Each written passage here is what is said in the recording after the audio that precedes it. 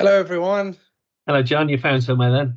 Well, not exactly. I've managed to get my phone online, but my laptop apparently is not friendly to the Old Trafford Wi-Fi network or vice versa. So I thought rather than keep everybody waiting any longer, I would at least start a little bit of a dialogue, and I might have to paint a picture with words instead of a presentation, because as far as I can tell, there's no actual way to share slides on a mobile device.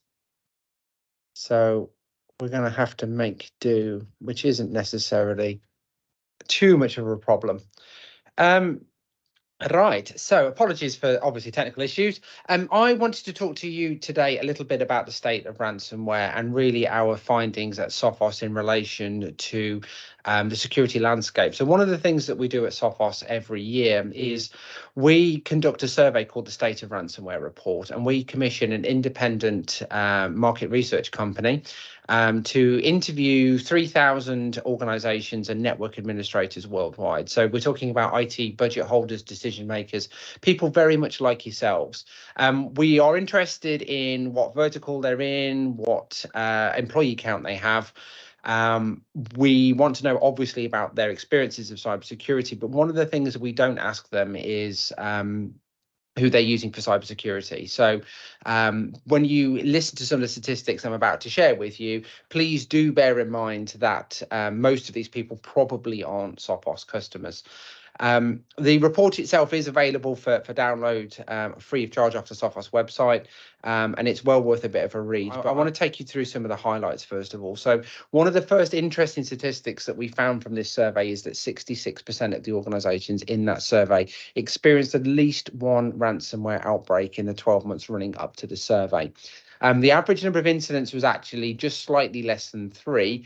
The worst offender in this report had a number of incidents up to 16, which, if you do the sums, is more than one a month. So that clearly tells you that they were not doing the right things when it comes to cybersecurity.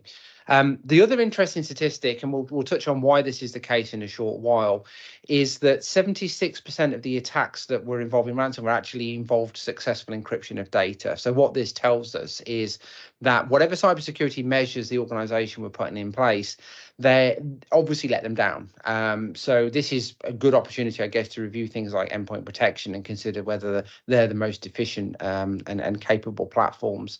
46% of the organizations actually elected to pay the ransom, which terrifies me as a cybersecurity practitioner. Those organizations obviously felt that their best or their only option was to pay the crims off and hope that they got their data back.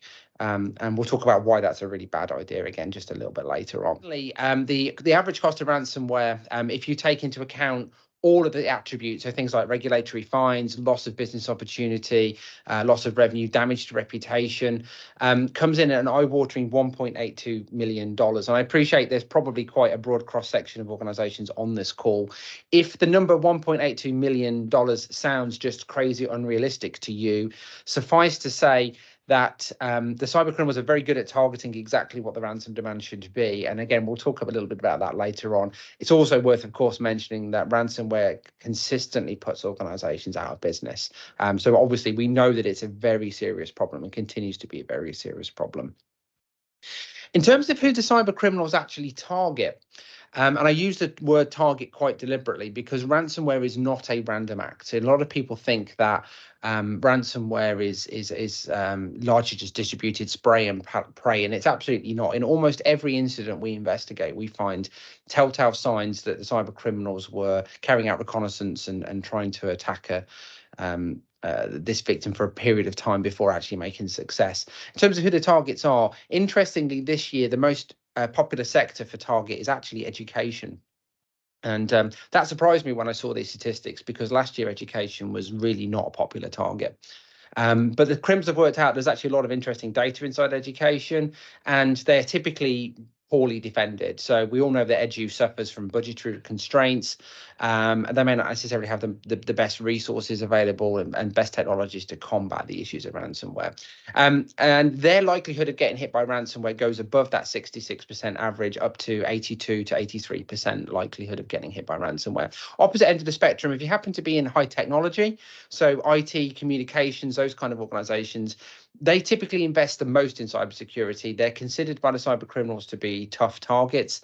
Their likelihood of getting hit still, however, is 50%. So basically 1 in 2 high technology companies still get hit by ransomware based on the research that we've conducted. So nobody gets an easy ride of it. But what this does show us, I guess, is that, if you're in a sector that typically invests better in cybersecurity, the crims are motivated by return on investment in the same way business leaders are. So if it takes too long to attack a victim, then they'll just go and find a softer target somewhere else. So those are some of the key takeaways in terms of who the targets are.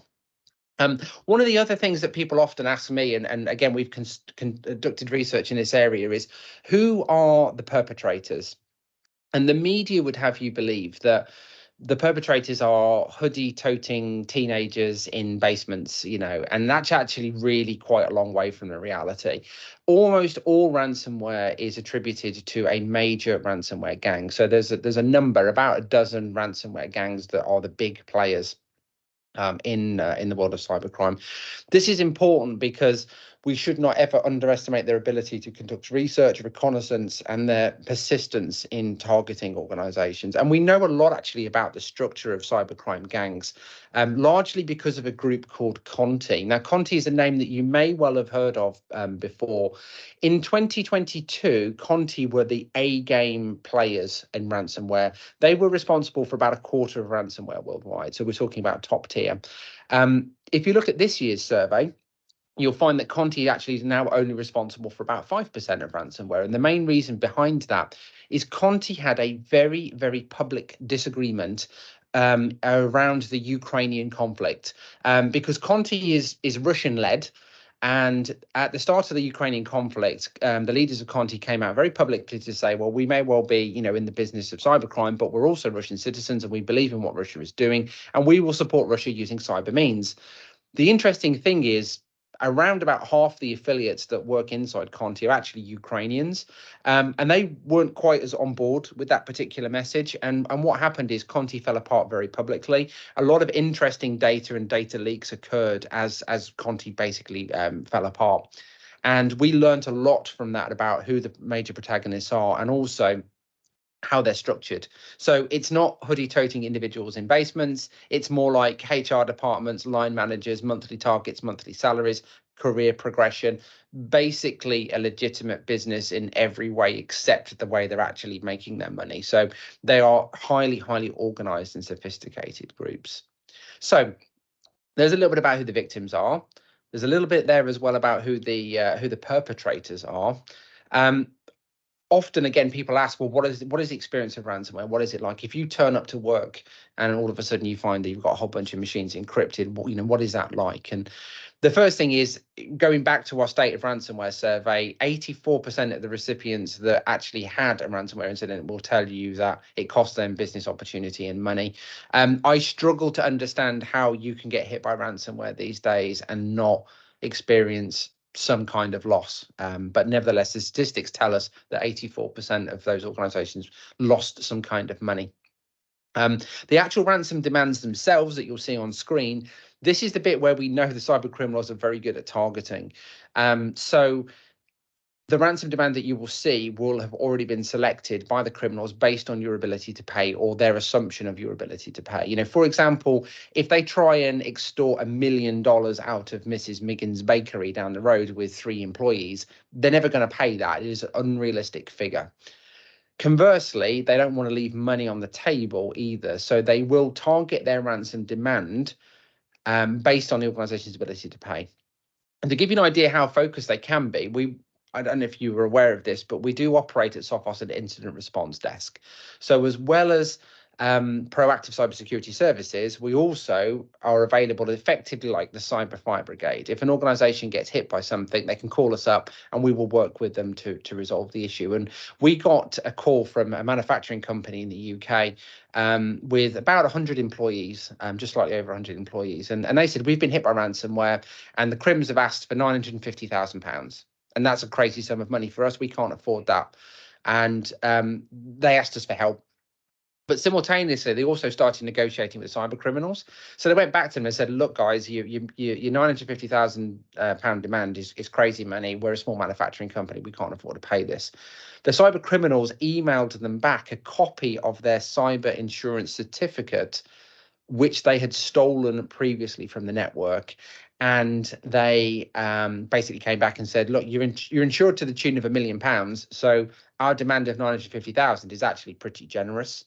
So that gives you an idea about the level of reconnaissance that these criminals will go through in order to pick their victims and attack their victims. In terms of the sort of typical ransom demands, we're seeing a massive shift towards demands in excess of $1 million. That is almost the norm now, and that's quite a dramatic shift from 2022. Looking at 2023, yeah, quite dramatic increase. So the cyber criminals are getting a little bit more greedy, and this obviously then prompts the question of, if I see a ransom demand of that nature, what should I be doing? Should I be paying the cyber criminals off? And it's really easy for me as a cybersecurity practitioner who's not on the front line to say never ever pay the cyber criminals. But if you're in a hospital and you can't access patient records because the data has been encrypted, for example, or if you're in a factory and the machines aren't turning because the templates have been encrypted, that colors the conversation a little differently. But in an ideal world, you probably shouldn't be paying the cyber criminals. And there's three primary reasons why it's a bad idea. The first is the moral and ethical and the social debate. I mean, if we continue to keep paying the cyber criminals off, we basically perpetuate the problem. All right. If everyone stopped paying the ransom demands tomorrow, the crims would have to pack it in. They'd probably find some other way of making money, I'm sure, but ransomware would be dead. So by paying the criminals off, you're perpetuating the problem. From a practical point of view, paying the ransom off is not necessarily a great idea or a great return on investment. You will typically get about 60% of your data back. You'll be able to choose, of course, what 60% of that data is, and you may get the garbage. It may well be badly formatted. It may well be in the wrong places. It is not a quick and easy way of getting back up and running. And then finally, and maybe most challenging of all, is that we fully believe, again, thanks to the Conti leak, that the cyber criminals will operate a effectively cyber criminal CRM system. Okay, so if you get hit by ransomware and they see telemetry coming back from victim machines to say they've been encrypted, you're immediately on that list. And then if you pay the criminals, you're going to push yourself to the top of the list. And what you're doing is basically highlighting that you are a soft touch, a soft target, and you are likely to be inviting more ransomware. So 3 reasons why you shouldn't pay the criminals off. Like I said, it's not a quick win either. If we look at the average time to recover, typically organizations that have a backup will recover in about a week. Whereas if you're relying on paying the cyber criminals off, it's more likely to take you about a month. So it's not a quick win because I said, the tools are not tested. The data probably comes back unstructured. It takes quite a while to do that. From a cost perspective as well, we fully believe, based on our research, that the cost of recovery using a backup is actually about half. So an average of 1.62 million is the mean cost of recovery using backups, and the median value is $375,000, which is again about half the cost of actually paying the criminals off. Okay, good question there. So I'm trying to answer questions live as well. How long did the other organisations take to recover? Well, most organisations actually recover within about 6 months. So there's quite a big split. Some very few organizations recover incredibly quickly, less than a day. These are probably typically SMEs, SMBs that don't have a huge amount of data, but most organizations have fully recovered within about 6 months. There are some outliers, very big organizations that maybe take even longer to recover. And it kind of depends on your definition of, what normal actually is. So yeah, talking about backups again, then it's cheaper, it's quicker, it's more effective to recover from backups. Feels like I'm selling backups here, and Sophos don't do backups, but it's definitely a good part of a cybersecurity strategy.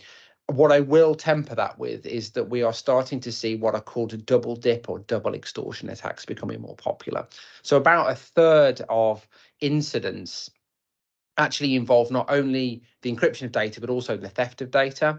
And the cyber criminals, kind of what they figured out is if you've got a decent backup, you're probably not going to pay the criminals off, because why would you? You can recover the data. So what they do is they steal the data as well, and then basically they got you one way or the other. If you don't pay because you've got backup, they'll just publish your data and make it publicly available, and just trash your reputation that way. So backups are not a silver bullet that solves the ransomware problem completely, but it is a good part of the strategy. Probably should talk very briefly as well about motivations here as well. So in almost every case, and I want to emphasize this, in almost every case, ransomware is purely and simply an economic decision. And the criminals are basically motivated by getting as much money as they can. However, the Ukrainian conflict cannot be ignored, and it has changed the cybersecurity landscape slightly, because we are seeing ransomware now being weaponized for political purposes. So remember Conti, that cybercrime gang that decided they were going to support Russia. Conti, you've been linked to attacks across the US, particularly airports, and also the Royal Mail in the UK, both of which you could probably argue were disruptive attacks that were not particularly financially motivated. There was no concerted effort, for example, to try and extort any money out of the Royal Mail system here in the UK. We've also seen, in the interest of fairness, ransomware being used in the opposite direction as well. So one of my favourite anecdotes on that subject is surrounding the Belarusian railway network. Now, if that seems a bit obscure, stick with me for a second. So for those of you who are students of geography in that part of the world, you'll know that Belarus actually forms a convenient shortcut from some parts of Russia through to the Ukraine. And Belarus is largely sympathetic to Moscow. So the Russian authorities, the Russian Federation, actually asked the Belarusian railway network if it was okay to use their tracks to move tanks, military equipment and personnel across the territory into the Ukraine. And initially, the Belarusian railway network were okay with that. So the first few trains started to flow, but there were a group of Belarusians citizens who basically were not happy with the way their railway network was being used, and they announced that if these trains continued to flow, they would shut the network down, which seems like a bold claim, but they did exactly that. They actually launched ransomware against the Belarusian railway computer systems, not for the purposes of making money, but actually just as a political statement. And eventually they got what they wanted, and the trains actually stopped flowing.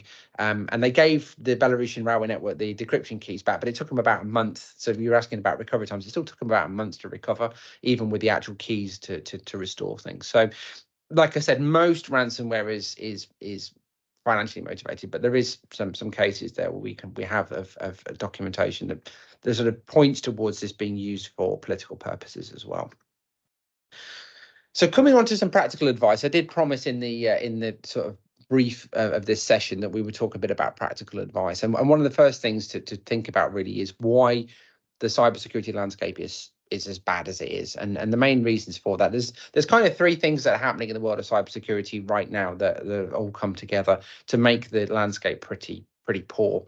The first is that the malware itself is getting more sophisticated. So remember, 76% of those ransomware attacks actually involve successful encryption of data. That's gone up quite a long way from last year, because the quality of the ransomware and the malware is actually going up. And the main driver behind that is the way that the cyber criminal gangs are now operating.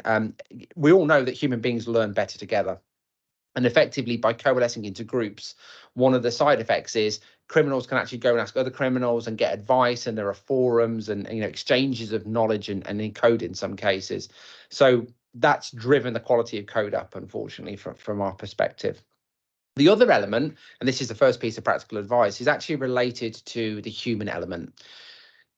Having said that the ransomware is getting better, we are also getting better as an industry at protecting organizations. So, Sophos Intercept X, for example, is really good at protecting endpoints and servers from malware and ransomware. And the criminals know this. So rather than carrying out technical attacks, they are increasingly moving to human elements as part of their attacks. So something like 70%, I forget exactly what the statistic is, something like 70% of attacks involve the theft of credentials at some point along the way. And most of that is actually done by social engineering. So key takeaway, teach your staff not to fall for phishing as best as you can, because These phishing attacks are getting really sophisticated. It's also really good to not overshare online, because every scrap of information that you put out there could be used by the cyber criminals. A little example of that: we were involved in an incident investigation where the CEO of an organization specifically had been targeted, and the crims had worked out who the CEO was.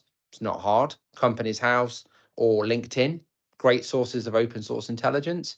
Next thing you do, you find out, well, what does this person do, right? So their Facebook profile was open. Turns out they're a member of a golf club. Turns out there's an event on a particular day at this golf club. So the criminals create a phishing email directed to the CEO, talking about the golf club that he plays golf at, talking about the event that is absolutely real. And of course, it fits that person's reality. They click on the links and you can imagine what happens next. So as much as you can, let's not overshare, because you're giving the cyber criminals a leg up.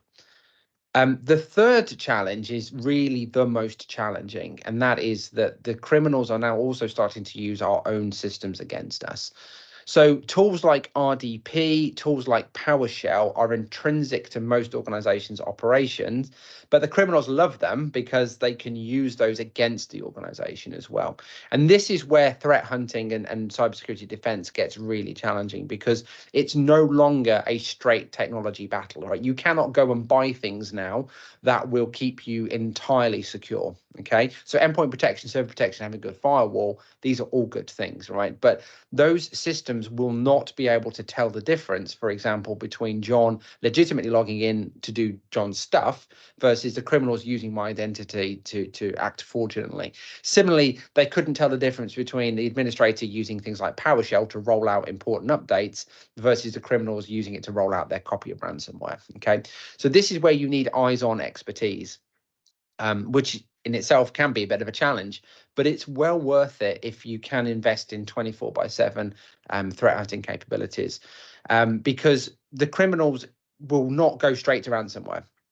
Typically, we find organizations have penetrated about 8 days before ransomware is actually launched, and they will move laterally around the estate. They'll collect the data. Maybe they'll steal the data. Remember those double dip attacks? 2 days typically before you get hit by ransomware, they've nicked all of your data so that they've got you one way or the other. So these are all telltale events that tell us the organization is about to come under attack. And again, if we look back at our incident response desk, 83% of incidents, at least that we investigate, have telltale precursory signs before the organization actually gets hit. These are kind of activities that don't set off antivirus alarms, but are suspicious and interesting events that tell us the organization was about to be attacked.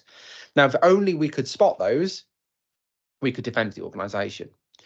Herein is the challenge, however, because most ransomware, about 65% of ransomware, is actually deployed in the dark hours, so between 10 p.m. 6 a.m. The most popular time to drop ransomware on a network is actually between Monday night and Tuesday morning, which seems a little strange, but that means they're actually launching ransomware at the weekend, again, knowing that there's nobody around to check the systems. And often organizations come back in on a Monday morning and find their network metaphorically in flames as a result. So this is why 24/7 expertise is so important. I do appreciate, however, that for an organization to run a SOC 24 hours a day, 7 days a week is incredibly expensive. It's incredibly challenging to find people to staff that SOC. And this is why Sophos have made the decision a little while back now to start offering managed detection and response services. And this moves us from purely being a technology company to also providing services as well. So what our SOC team do, if you're an MDR customer, is they will monitor the telemetry coming from your estate. We'll talk about where that telemetry comes from in a second. And they will look for the telltale signs that the organization is about to come under attack. And if you allow us to, we can then intervene, shut off malicious processes, kill illegitimate accounts, basically kick the bad guys out of the network before things go tragically wrong. In terms of the telemetry that we source, obviously we do provide our own endpoint protection, we provide our own firewalls, and we will take telemetry and interesting activity from all of those products. But we also integrate with a quite wide selection, actually, of other cybersecurity vendors. So if you happen to be running Microsoft on your estate, for example, we will take the telemetry from Windows Defender, from Microsoft Graph Security Center, from your Office 365, from your identity provider, so on and so forth. If you're running a different endpoint security vendor like Trend or whoever it might be, then we'll take telemetry from there as well. If you've got a firewall from another vendor like Palo Alto or Checkpoint, we'll take information from there. If you're running in the public cloud and you've got Azure or AWS, we'll take telemetry from there. We'll take a telemetry from identity providers, even really sophisticated and quite new security tools like network detection and response. So we have our own NDR product, but we also will take telemetry from places like Darktrace, for example. So bringing all of that information together, and what our sort of back-end software does, it very quickly normalizes that data, because every cybersecurity vendor's got their own kind of opinion on whether something's important, how significant it is, and all different kind of grading scales, right? So is it 1 to 10? With 10 being the most significant, or is 10 not important and 1 is important? High, medium, and low is quite popular as well. So we standardize everything. And then what we also do is we collate, because when you're looking across the estate in the way that we do, actually what you don't want is a whole bunch of alerts. You want everything put into one single cluster. So we use the backend software to then, and artificial intelligence we use quite heavily at this point to correlate rather information from all these different sources, and instead of having multiple alerts from your email provider and your endpoint, for example, when you get a phishing attack, we just have one single alert that goes to our SOC analyst, and they look through, and it gives them all the information they need to investigate. It takes all of 1 minute to go from interesting event through to a case that one of our analysts is actually looking at.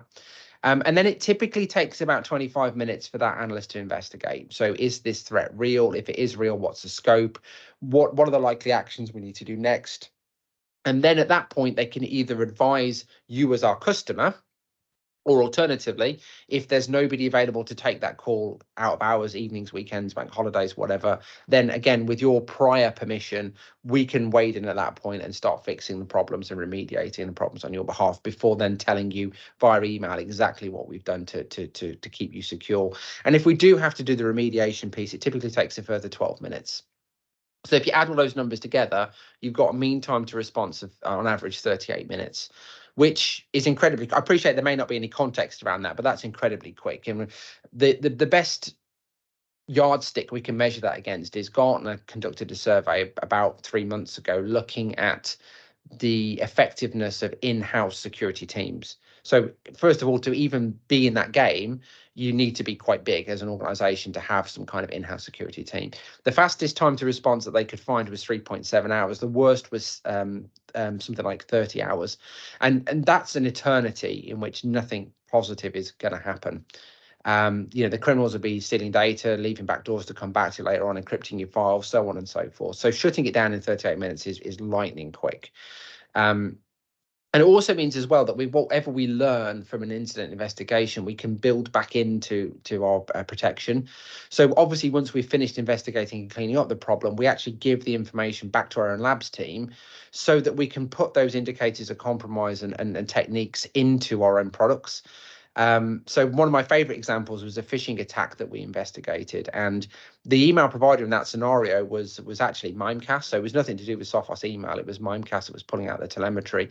And what we did is we obviously shut down the incident, but then we gave the new email addresses and the new techniques over to the team that builds the email protection product. So the telemetry we learned from Mimecast made our own email protection product better. And that circle basically took 45 minutes.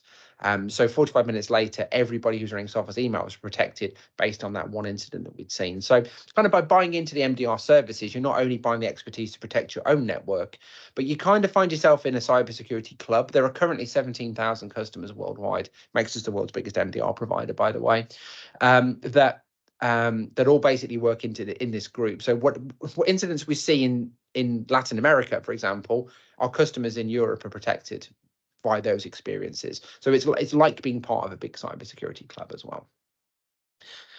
So really to finish up with, I guess some of the things that you might be thinking of with the MDR service is that, hopefully that sounds good, but what happens to my existing people? Well, the reality is, in most cases, most organizations do not operate a security team of their own. So we're not actually doing anybody out of a job. We're just augmenting capabilities. And I want to be clear that being an IT manager and being the best IT manager doesn't make you a cybersecurity expert, doesn't make you a threat hunter. And what we want to do is enable our organizations that use this service to have the best IT managers. You go off and do those things, we'll worry about security for you.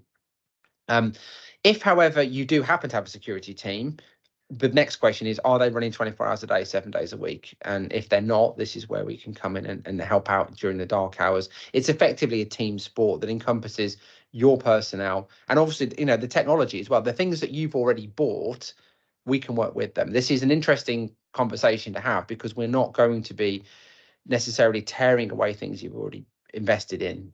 We can work alongside it and actually help you get the best out of those products. If you've invested in a firewall and you're not monitoring the alerts in there, you're probably not getting the best out of that platform. So this is a good opportunity to get that better telemetry through.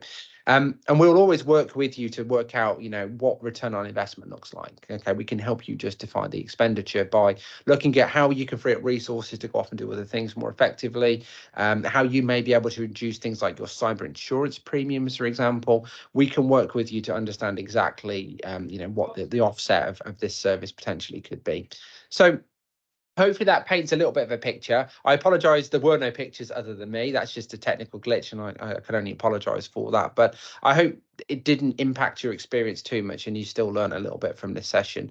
I am going to kind of bring it to a close now, other than to say, if you've got any more questions that you would like to ask, then I've got about 10-15 minutes. I can hang around and answer any questions that you've got. But other than that, thank you for your attention, and I hope you enjoy the rest of the lineup for today. Thank you very much, John. Consummate professional to the end. I've really enjoyed you talking for nearly half an hour with no slides. It's been an education for me. I did get a direct message with a question. Sure. Do you anticipate the threat of cyber attacks increasing further this year going into next? The short answer is yes, absolutely. It is an unfortunate reality that really ever since the advent of cryptocurrency and blockchaining, this is the easiest way for the criminals to take a victim and monetize it. And it's going to continue that way for the foreseeable future. Because of the way the criminals operate, and there's always economies of scale, right? You're talking about big organizations, you'll see the threshold for attacks coming down. Traditionally, cyber criminals would have targeted big enterprises because there's big money to be made.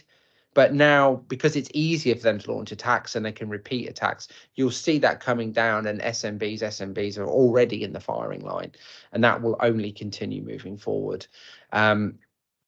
Unfortunately, the reality is as well that the cyber criminals operate typically in jurisdictions where there is little threat of actually being brought to account by the authorities. I hate to say it, but the Russian Federation primarily are responsible for fostering an environment where effectively these guys can do what they please. I mean, we've actually got some videos of cyber criminals driving around the streets of Moscow, and one of them's got the leader of E Corp has a Lamborghini that has first of all, it's in bright yellow urban camouflage, so it's not exactly discreet, but it also has a number plate which translates to thief on it. So these guys fantastic, brazen. Yeah, it's literally the level of impunity that these guys operate at. So until that changes, we certainly don't really foresee any significant improvements in that regard. No, thank you. We've got a question from Paolo, which is, what is Sophos' relationship with Darktrace? Okay, so our relationship in this context, our relationship is that we essentially take telemetry from that vendor. Okay, so Darktrace will produce a whole bunch of logs and information and activity based on the network sensors, and we use that to build a bigger picture of exactly what the threat is happening in that particular environment. So this is an example of a product integration. So we will take that information and we will analyze it and act on it. So like any other cybersecurity product, and this, I'm not beating up on Darktrace because this is just a reality. If you go out and buy a bunch of products, they give you a whole bunch of alerts, but if no one's looking at that alert, it's not really that much use to you. And that is where we can bring that telemetry in, and then our human operators can act on it and either let you know or actually fix the problem for you. Like an extension of the IT team, really. Exactly that, because otherwise that log sits there and festers and nobody does anything with it. That's usually the reality. Have you seen a shift in the value that cyber criminals extract away from data into the insurance that you spoke about? So there is no current correlation between victims and whether you've got cyber insurance or not, but that is potentially, it is potential that the insurance industry will drive the ransom demands up. I mean, that's purely conjecture, but effectively, I guess if an organization is more likely to pay high ransom demands because they will get it covered by their insurance policy, then everything starts to creep up and you get that kind of upward slant. On the subject of cyber insurance, if you have insurance, please check your policy really carefully, because many policies actually exclude ransomware, which is kind of nuts. It's like having car insurance where if you crash the car, you're not covered. And also check to see what your obligations are as an organization, because many insurers will not pay you if you haven't updated your systems, or if you don't have some kind of monitoring like MDR or some kind of equivalent human-led threat hunting. Then in many cases they will not pay out. So please check your policies very carefully. There is a white paper on the Sophos website talking, we don't sell cyber insurance, but it does talk about what to look for in a policy. And again, that's a free of charge resource that you can take. We did see an example of that, John, but it was in business insurance, where they were obligated to keep magnetic backups, and they'd moved to a cloud backup, and the insurance failed to pay out because it wasn't on tape. That's kind of crazy, isn't it? Yeah, but that's a nice get out, but it is an important thing to check. Yeah. Absolutely. I mean, who checks their policy, right? But we probably ought to, really. So is there any more questions for John? That's been really interesting, John. Thank you very much for your time this morning. I hope everybody enjoyed it. We do have a full lineup today, and the links have been circulated. Thank you very much, everybody, and have a nice Tuesday. Thanks again. Take care. All right, thank you, John. Bye bye then.